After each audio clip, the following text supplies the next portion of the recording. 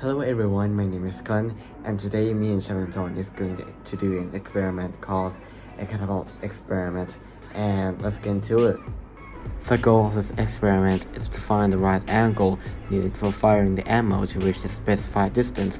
Just know the fact that a small change of angle can change a lot of distance. Another goal is to find the factors that decreases the angle needed for the arm of the catapult, because the less angle it has, the less energy is needed for pulling down the arm. The material needed for this experiment is a mini catapult, an ammo for the catapult, a protector, and a ruler.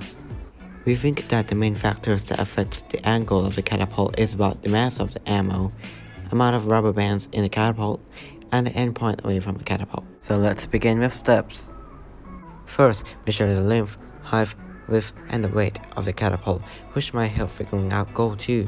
Then specify the distance as required and mark the point. I did 100 cm, 200 cm, and 300 cm. Now you can test the catapult and record the angle that the catapult's arm make with the pivot when the ammo falls into the specified distance. Test the angle again at least 5 times for accuracy.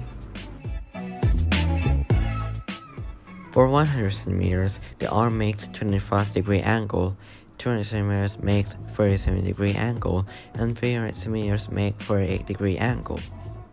After we did some research about catapults, we now know the 5 factors that can reduce the amount of angle, which are 1. Amount of rubber bands, 2. Strength of the rubber band, 3. Endpoint away from the catapult, 4. Mass of the ammo, and 5. Amount of gravity.